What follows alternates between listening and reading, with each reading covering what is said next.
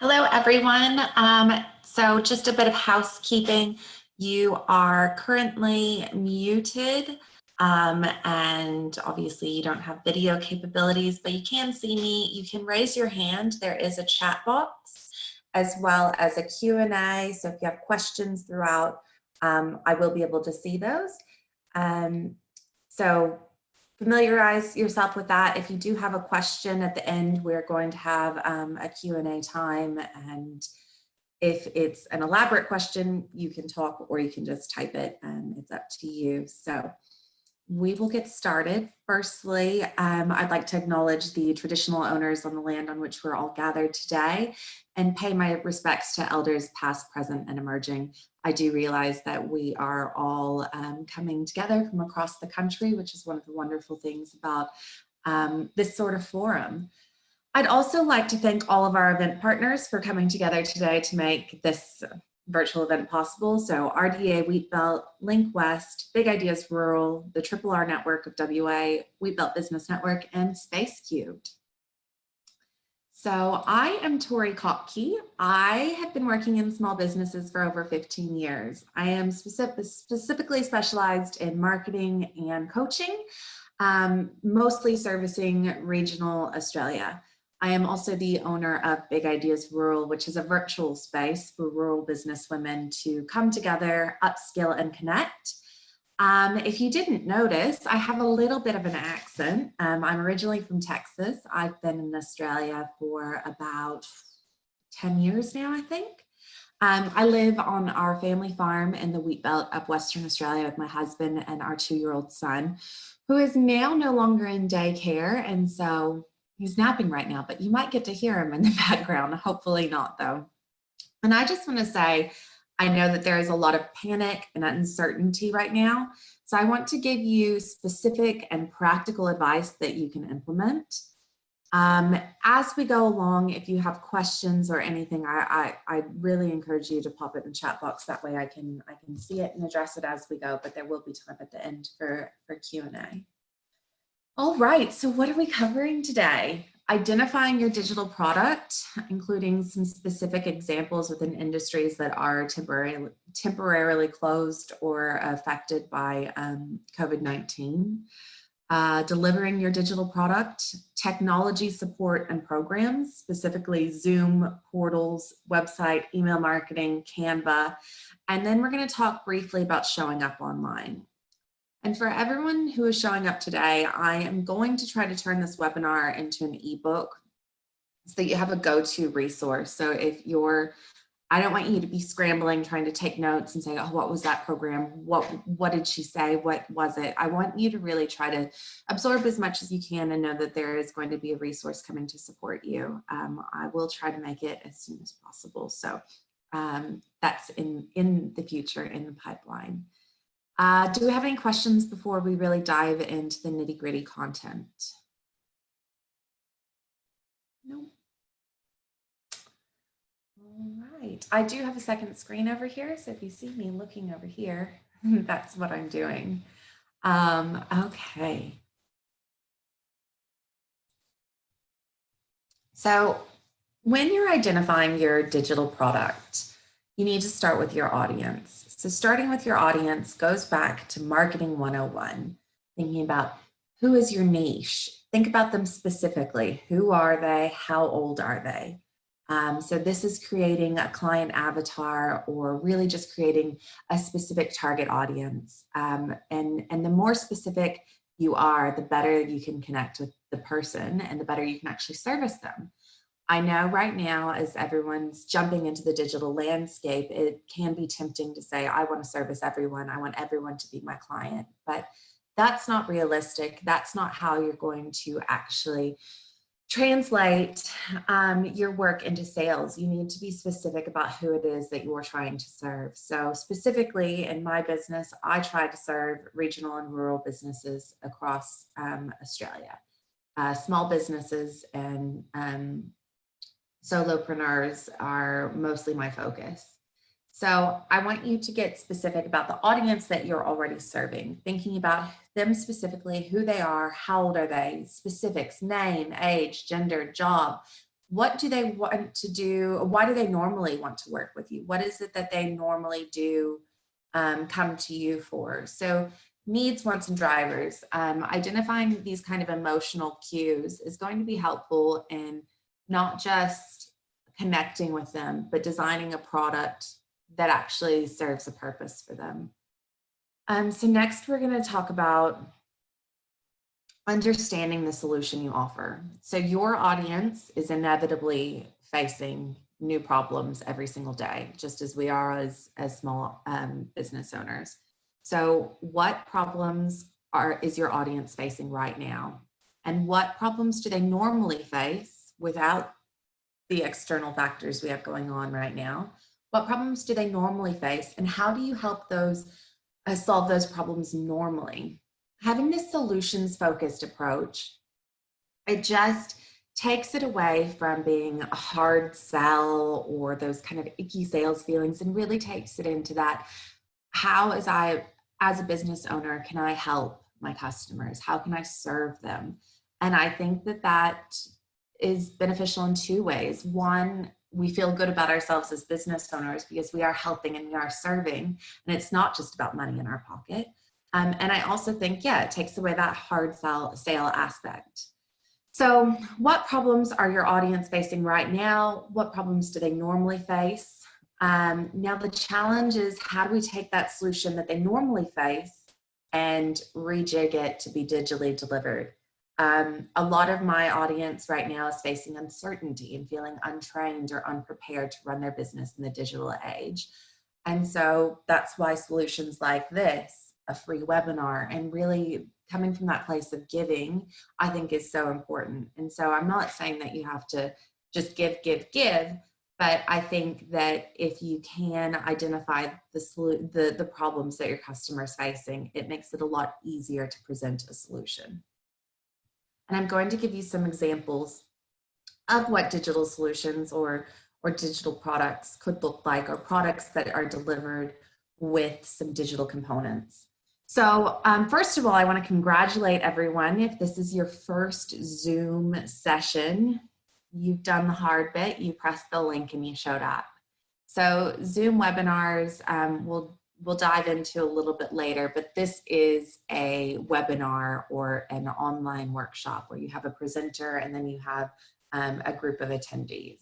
However, you can also use Zoom for one-to-one advisory. So if I pulled one of you from the audience and you and I later on, we jumped on the video call and we had a one-to-one advisory session, that is definitely a solution that you could deliver in your business. It doesn't have to be about business coaching. I have a one-to-one call with a beauty consultant later, talking through some of my skin things, which we'll talk more about specific solutions. But one-to-one advisory, online workshops like this, that one-to-many delivery, ebooks, courses, recipes, social experiences. So getting a whole bunch of people in the same niche together to have a social experience online, whether that be a painting workshop or a coffee catch up or a play group or something like that, especially now that we are removed from that social aspect of life. I think it's such an opportunity to deliver it online, and it's up to us to be innovative in how we're delivering that experience. Launching an online shop. Something to go back to is reevaluate your current offer. So look at what you're currently offering and see how you can rejig that or repackage that. Package your product with a one-to-one service.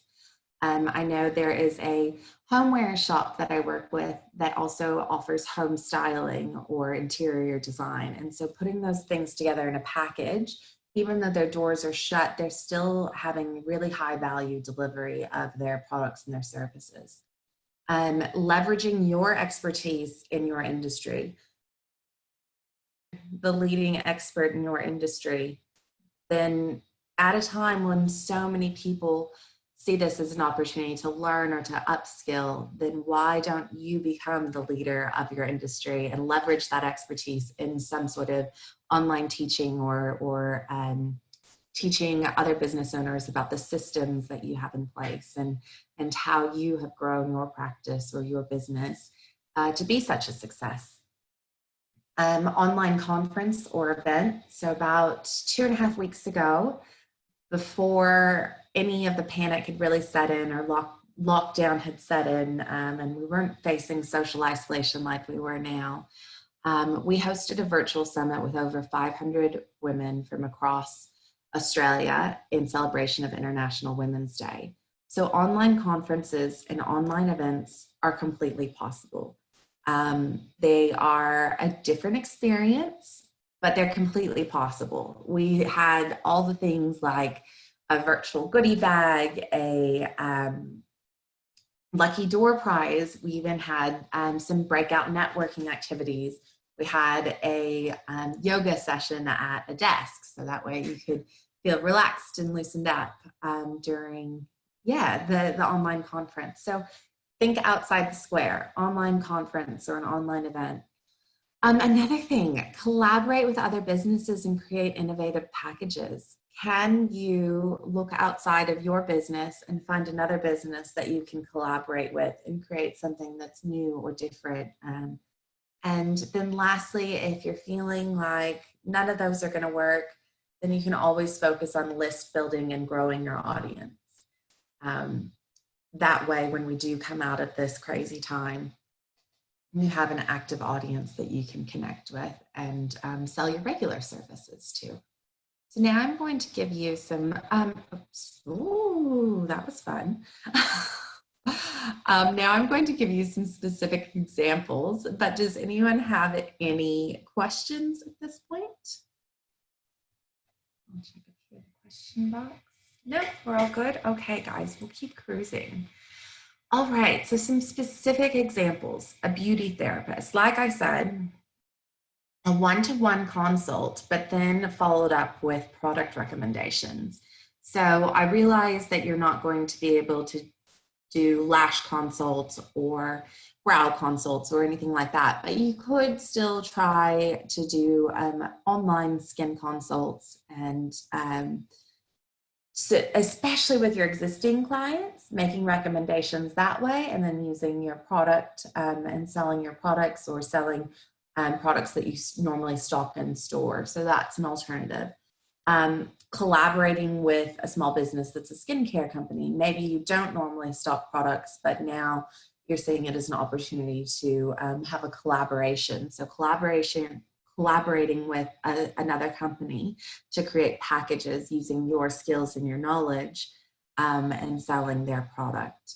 And create an ebook about at-home self-care. So you can either do that on your own or with others. But right now, when so many people are now restricted from accessing beauty services, I think it's a fantastic opportunity for you to really share your knowledge about what they can do at home and realize that it's not going to take away from your audience once things, or from your business once things are back to normal. It's really just getting people through this kind of crazy period. So what does your audience need now, or what does your customer need now? And what do you normally provide to them? And then how do we rejig that into an experience that they can have? So that's that solutions focused approach. Your client wants good eyebrows. They can't get it from you. How do we do it?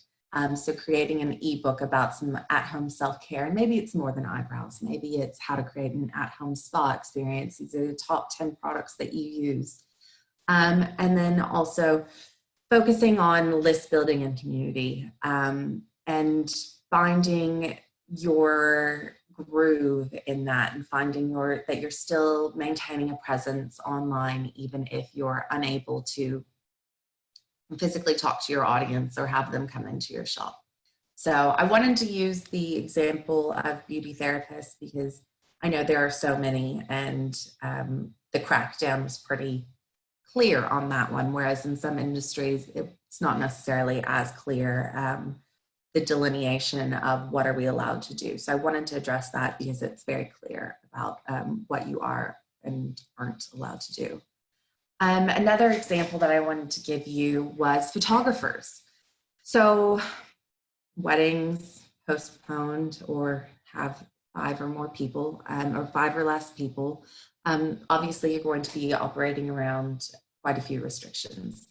So some ideas are launch a stock Photoshop online, especially now when so many people are racing to get online. Provide them with the tools that make their website look beautiful or make their socials look beautiful. So using a stock Photoshop is a fantastic way to do that.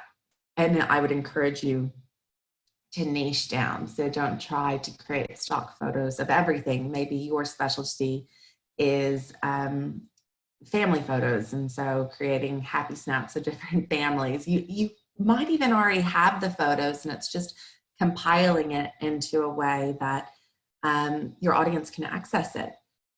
Creating an ebook about your style of photography, creating an at-home photography course, teaching the top poses that look most natural for subjects, teach boutiques and shop owners how to take photos of their products, do an iPhone photography course.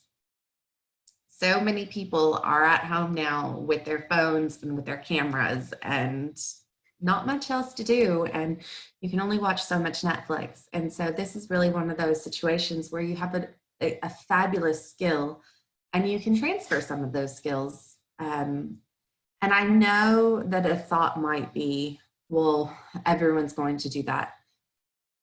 But is everyone that works with your clients in your niche going to do that? Or can you still have major points of difference around these digital products that you're developing? I think that that is key, especially in this space that could get really noisy, is having those key points of difference. So I have a couple of more specific examples. A boutique or shop owner. If you're not online, now's a great time to launch your online shop. And collaborate with those that can add value to your products and up-level your packages. So maybe collaborate with a stylist or collaborate with if you're a specialty grocery store, collaborate with a chef that is no longer able to work. So think about collaboration. How can you collaborate? Look at new markets as well and utilize larger online platforms to capitalize on their traffic. So that's specifically thinking about, say, like Etsy, if you are in the handmade market. Or if I know Perth Upmarket did a online virtual market. And so think about things like that if you are a boutique owner, as well as using your socials and selling through your socials. That's another fantastic way to go about moving some product while we can. So another example is restaurants. Gourmet grocery delivery. So I'm obviously from Texas, but I'm seeing it in Texas where these restaurants that do have access to food and do have access to supply chains are building grocery boxes and delivering them. They are taking they're creating kind of nightly meal packs that they're able to deliver. So maybe it's taking what you're doing, pivoting it, and then delivering it differently, and lead others with your pivot. So when I say that, I say that from a social isolation aspect, as in, you're extremely affected. There's no discounting that. But giving people these fabulous options of eating at home is making that whole self-isolation a lot less. And so you're leading others with that pivot. Also think meal boxes and ready-made meals that you're delivering. I realize that you do lose that quality control and that high level of experience that you generally have as a restaurateur, but these are some options that you can use in the digital age. And look, getting them online, it's much more simple than you think. So we'll cover some of the tech behind that. And then lastly, I want to say those that can't do, right now, none of us can do, it seems, teach. That's That's an old adage, and I think it's a fantastic one to come back to. So whether that's teaching through an online course or a webinar, really taking that teaching role on. If you're an artist and you're no longer able to maybe sell your art, teach others how to do art. But like I said, it is becoming a very busy space. And so we need to make sure we have key points of differences in how we teach and who we're teaching to. So getting really clear on that's quite important. Do we have any questions about those examples before we go into the tech side of things? I'll just give y'all a minute to jump in the chat box. I'll check up here with the Q&A. All good. Okay. So we are going to keep cruising through. All right. So delivering your digital product. We've talked about creating a digital product or ideas for a digital product. But let's talk about how we're actually going to get that to our people. Define your user experience. What do you want it to be like for this customer, for this audience that we keep coming back to? Automate it as much as possible. Automation and digital delivery will save you a headache. So automate as much as possible, as many of the moving parts as you can, get them automated. Utilize existing programs. I know it's very tempting to want to reinvent the wheel and create all these great, fabulous new systems and programs, but I would encourage you to use what is already existing. Very importantly, have some way to collect payment. We need to make sure you guys are getting paid at the end of the day. Whether that, we're going to go through some payment gateways next, but make sure you're getting paid. Make sure there is a way to get paid for whatever digital delivery you're doing. Understand the technology that you're planning to use. So do some testing around the tech before you try to sell it. And keep it simple and streamlined, and don't try to reinvent the wheel. Those are just kind of basic, solid advice to go back to. Okay, so payment gateways. We want to make sure it's easy to accept payment. You do not want difficulty of user experience or of creating, of paying you to be an objection. You don't want someone to go, oh, this is getting really hard. I just wanted to buy the thing and get the thing. This is too hard. I'm leaving. I'm out. So people are holding on to their dollars as well. So you want to make it really easy for someone to buy. I will say that sending an invoice is probably my least favorite of these options. I think that it's important to have a website or a landing page or an integrated payment platform, somewhere where someone can type in their credit card details, press, this is what I want, and then get it, or know that it's on its way, or know that you'll be in contact. It feels like they've been able to take action. Whereas if it's a contact me and I'll send you an invoice, it doesn't have that same authority, that same, yep, I've taken action, I'm getting this thing, it's happening, parts are moving. And then obviously in terms of platforms to accept payment, there's Stripe and there's PayPal online. And then Afterpay and ZipPay. I would encourage you to think about going through the process of applying for ZipPay or Afterpay if your business is eligible. Especially, it may not happen in the next 2 weeks, it may not happen in the next 4 weeks, but as we continue in this unknown business climate, I think having those options where your bulk payment is broken down into small payments. So Afterpay is where it might be $50 or 5 fortnightly payments of $10. So Afterpay makes things more affordable for your clients. So especially if you have high value, sorry, my son just woke up. If you have high value items, then it's really important that you make them easy to obtain and easy to pay those lower costs. So payment gateways, make sure it's easy to accept payment. Make sure it's easy for the people to buy the thing. You don't want it to be complicated. You don't want it to be a burden. You just want them to buy the thing and continue on with their user experience. So now we're going to talk technology. Excuse me, hold on.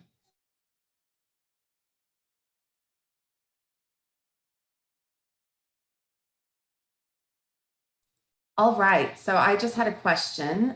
We are new to Zoom and would like to teach online, but cannot figure out how to show a PowerPoint presentation at the same time you are.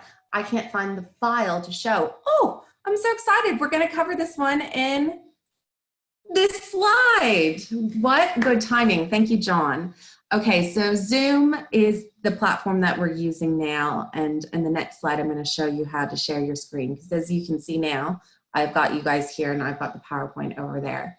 So pricing for Zoom, it's free for one-to-one meetings.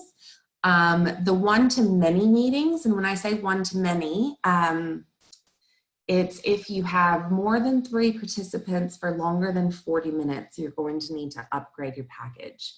It's between $28 and $28 a month, $21 and $28 a month. To have this sort of forum where you just have the presenter and you don't have necessarily a large meeting where all of you are visible, that's more of a webinar or a virtual classroom, and that's $56 a month plus, depending on the size of the webinar or the classroom that you want to have. Features of Zoom are screen share, video and audio, as well as recording. The option of a whiteboard is another really cool feature.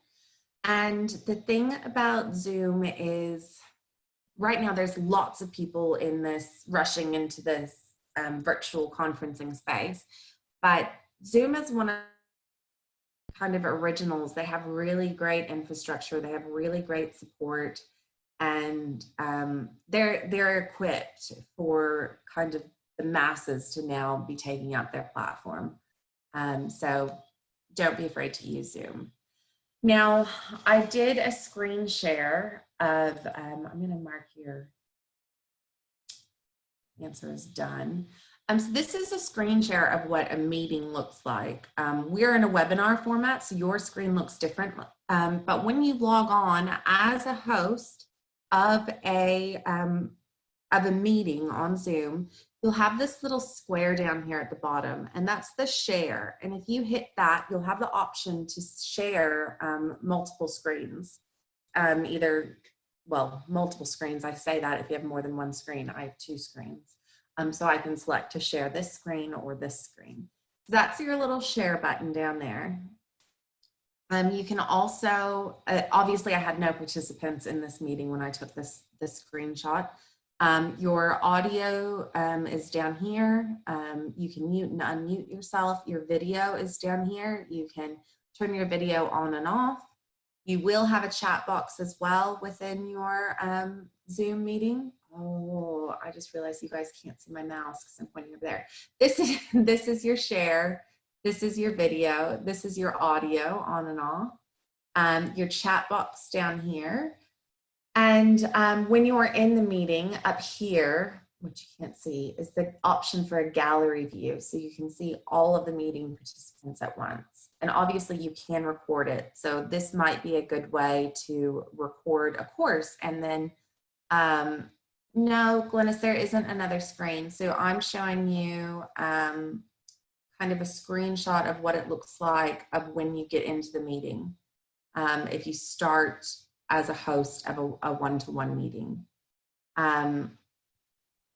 So yeah, just this is kind of what it looks like. I encourage you to maybe do a test with your, I did a test with my husband earlier to make sure all of our tech was working. And so yeah, I would encourage you just do a test run, but with only laptop, how do you show a PowerPoint? You still have the option to press share and you share your screen. So yes, Glennis, so this is just, I'm just showing you what it looks like when you just log into Zoom. So this is not a live Zoom meeting that you're looking at. And John, with the laptop to show a PowerPoint, you would press share, which is this button down here at the bottom, and then it would give you several visuals of different, you would have your PowerPoint already open on your screen, and then you would press share, and then you would select that file. So it's not sharing and then finding your file, it's sharing and having your file already open on your screen. All right, so Zoom, I encourage you to play with it and spend some time with it. The more you use it, the more you'll get comfortable with it. The tech itself is pretty simple once you get your head around it.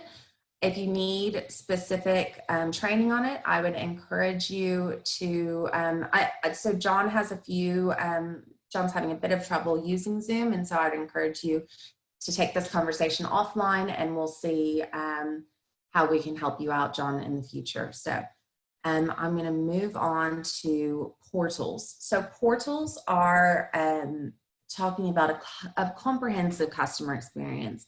If you are going down kind of that courses option, or you have lots of information to deliver, then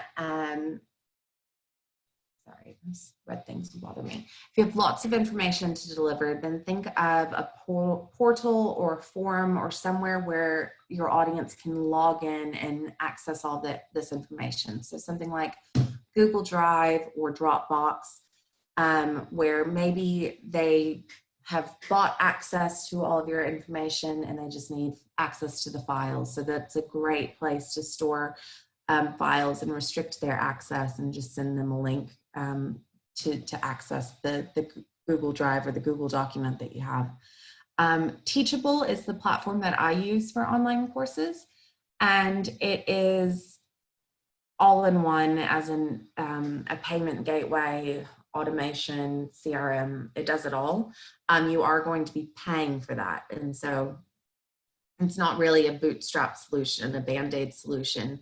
But I would encourage you to maybe look at something like that that does integrate payment options, especially if you're thinking about doing courses or a comprehensive amount of information to deliver to a customer. Okay, next, websites. I hope you have got a website. If you don't have a website, these are some really fantastic options to get you online quickly. And if you have a website that was built 15 years ago and you're not really sure how to use it, then maybe it's time to look at a different option. So it is best practice to have a website. It is best practice to have it as a landing page to be accepting payment on. These are kind of the four leaders in terms of website build at the moment: Squarespace, Shopify, Wix, and WordPress. For e-commerce, they all have e-commerce capabilities. WordPress does it with a WooCommerce integration. They all have templates that you can use. So my personal preference is Squarespace, but I do not have any customers that have complex e-commerce requirements in terms of a boutique or something with multiple products. If you have quite a large shop that you're trying to get online now, I would definitely look at Shopify.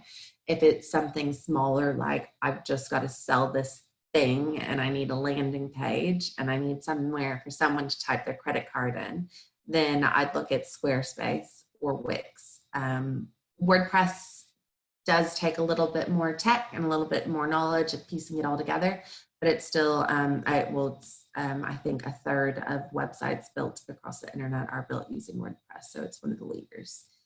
And I do want to say right now, while we're in this kind of crunch pressure area, that done is better than perfect. You know, getting up and getting online, getting that landing page where people can pay you for the thing is better than not having it at all. So just think done is better than perfect. And the cost across these programs does vary quite a bit. I don't even know, like $18 a month or $16 a month, I think is where Squarespace starts. I think it's very affordable especially as going from no way to accept payment to being able to actually have a functioning business online. I think the prices behind it are really reasonable. So does anyone have any questions about websites or website templates or anything like that? I'll just leave the chat box open. Check our Q&A. All good? Okay. What's best in terms of video files? So in terms of storing the video files or in terms of embedding them? I'm not sure the question there, Talene.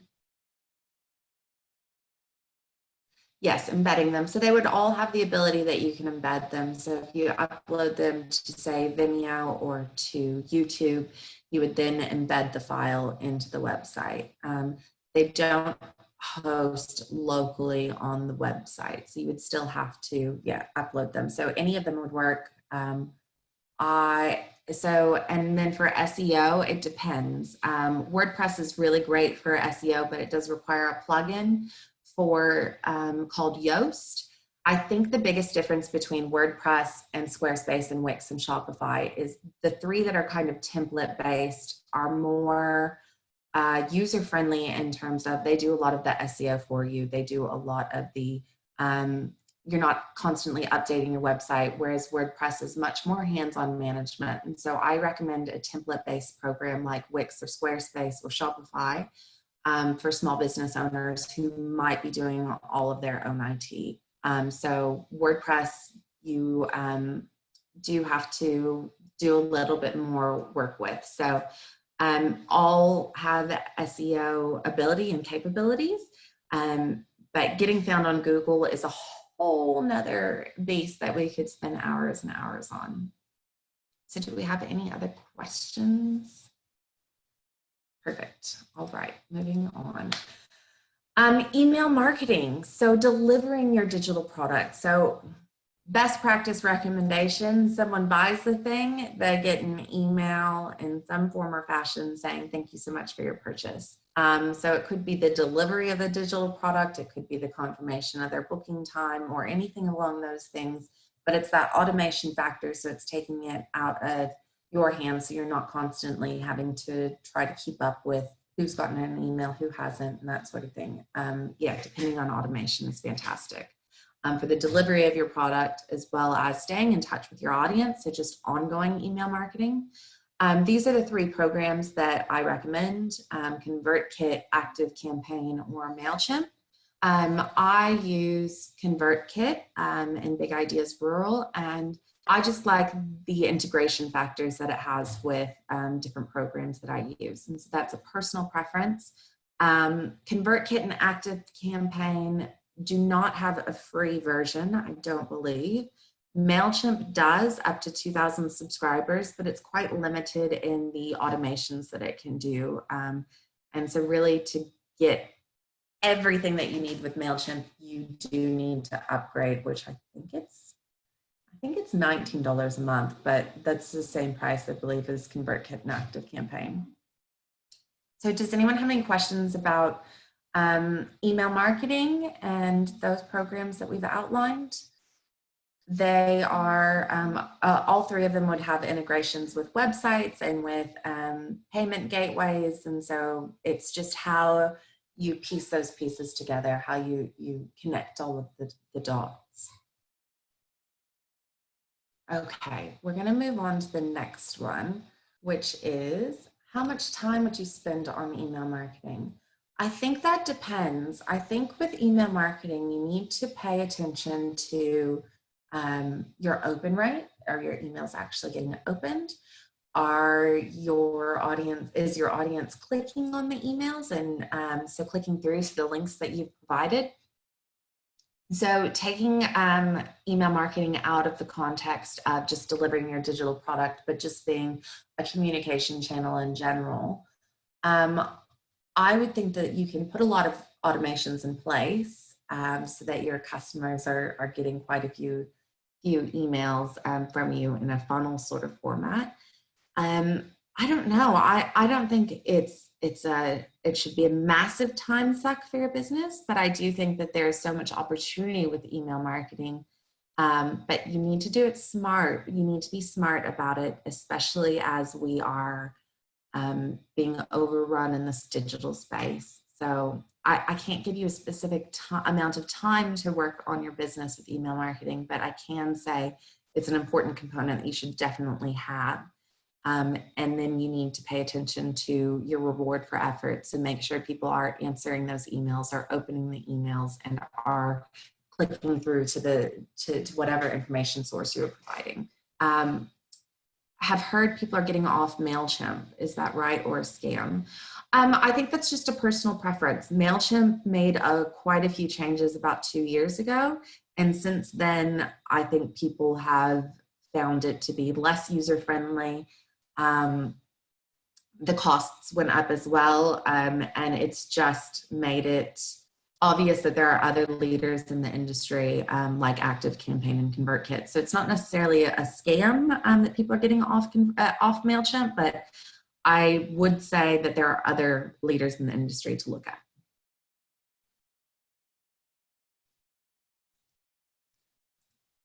Okay. We're going to move on. So lastly, we have Canva. Now we talked earlier about ebooks and creating resources and how-to guides and maybe supplementary resources to go with your digital product. Canva is a fantastic place to create these resources and these products. There is a free version on Canva and you can do a lot with it. You've got customizable templates. You've got the ability to create on-brand resources. So making everything look the same and feel the same for your business. And it's such a low cost way to get product to market, especially if you're thinking of an ebook or something like that. They've already got the templates there. It's just a matter of utilizing those templates, making them work for you and your business. And yeah, so I would absolutely encourage you to explore Canva as an option for creating a digital product. I use Canva for the creation of all of my PowerPoints, socials, pretty much anything that has words on it I've made in Canva. There are obviously other programs in terms of the Adobe suite of products, or an old favorite is Publisher. So this is right in the middle. So this is nowhere near as basic as Publisher, but nowhere near as advanced as Adobe. So if you haven't explored Canva, it's a fantastic, easy to use tool, and it's available on desktop as well as on mobile. Any questions about Canva? No? Okay, it's a big favorite of mine. So if you have any questions about it, feel free to ask me after this session. So now we are led into our question and answer section. If you guys have any questions about anything we've covered, then I'd love to discuss it with you today. And so I'll welcome those questions to the floor while I keep talking a little bit. I do want to say that if you have questions, or you didn't want to voice them today, or your questions are a bit more specific about your business, I do have the opportunity for you to have a 15-minute phone call with me to see if I can help you solve those issues in 15 minutes. So you can just head to my website, which you would have gotten in the link to this session. So that's an option if there's something specific about your business that you want to cover. And then I'd love to chat about it. So any questions? Nope. Okay, then I'm going to go to the next slide, which is you guys can connect with me on socials. So at Big Ideas Rural, or at Tori at 2020, or on Twitter at big_rural, or obviously email bigideasrural@gmail. How does Stencil compare to Canvas? I've never used Stencil, so I can't comment on how Stencil compares to Canva. I think I've never used Stencil because Canva has met so many of my needs. Thank you, Christy. I'm so glad that it was useful and relevant information for you. I really wanted to provide practical, easy to implement advice today. That was my main goal, so that you guys have some idea of programs to go back to and look at, as well as a bit of an idea about different things to implement, and kind of get those brain cells sparking. And I will be sending out a recording of this so you guys can listen back. And yeah, if you guys have any questions, feel free to get in touch. I really appreciate you all taking the time to join me here today. I'm sorry that my son woke up and decided to talk to all of us, but I really appreciate you coming. And if you have any questions going forward, you will get this in a ebook sort of fashion. When I find the time, I will chuck this into an ebook. You'll get a recording of this session, as well as the 15-minute phone call. So I really want to make sure you guys are getting maximum value. So thanks so much, everyone. And I'm going to go ahead and end the meeting. All right. Bye, guys.